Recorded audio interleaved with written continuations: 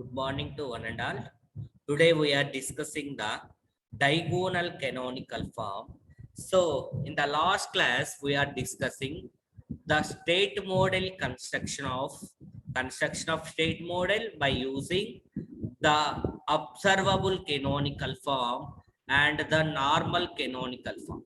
So today we are discussing the diagonal canonical form. It is very important. So in the diagonal canonical form to construct the state model in the state space representation, so in the matrix form, so we are constructing the using diagonal canonical form. So first, so the diagonal canonical form, when the transfer function of order 3, so this is in the given transfer function y of s by u of z is equal to b naught into z power 3 plus b1 z square, b naught z power 3 plus b1 z square plus b2 z power 1 plus b3 z power 0 in the numerator. In the denominator, z power 3 z square z power 1 and b naught into z power 0. When the transfer function of order 3 will be, so in the numerator and the denominator, now we are considering that denominator polynomial has 3 distinct roots. So in the denominator z power 3, so z cube term in the denominator. So z power 3 అంటే 3 roots. Z minus alpha 1 into z minus alpha 2 into z minus alpha 3. Z minus alpha 1, z minus alpha 2, z minus alpha 3. So in the roots z cube, so 3 roots. So in the root is highest power is z square, there are 2 roots. In the denominator polynomial equation has highest power is z power 4. So roots also 4 roots. Z minus alpha 1, z minus alpha 2, z minus alpha 3, z minus alpha 4. 4 roots in the denominator polynomial equation. So now we are considering that the denominator polynomial has distinct roots.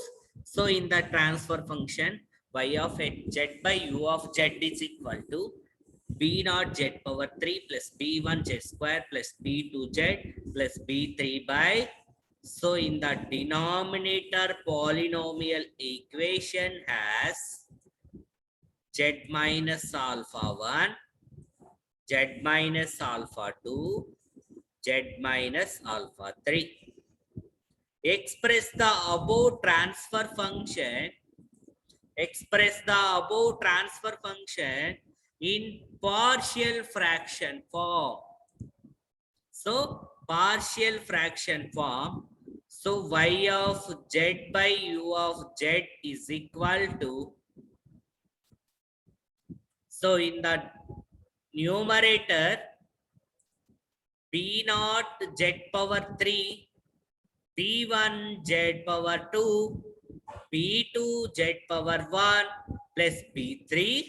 So in the first two coefficient b naught, so b naught plus b1 z is taking from one of the constant k1, b2 z is k2, b3 is k3. So b1 z by z minus alpha 1, it is k1 by z minus alpha 1, k2 by z minus alpha 2, k3 by z minus alpha 3. So considering the three roots, k1 by z minus alpha 1, k2 by z minus alpha 2, k3 by z minus alpha 3. So y of z by u of z, y of z by u of z is equal to this equation. So y of z is equal to, in the left side equation is multiplied u of z. So b naught into u of z, b naught into u of z, k1 by z minus alpha 1 into u of z, k2 by z minus alpha 2 into u of z, k3 by z minus alpha 3 into u of z. So let us define state variables. So in the state variables is defined as,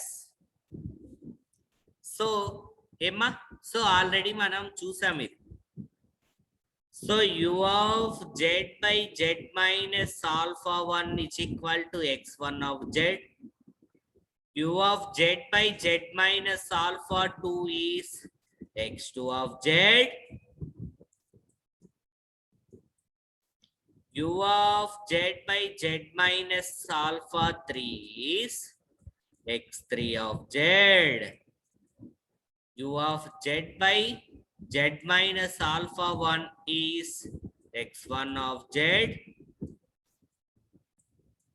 U of z by z minus alpha 2 is x2 of z.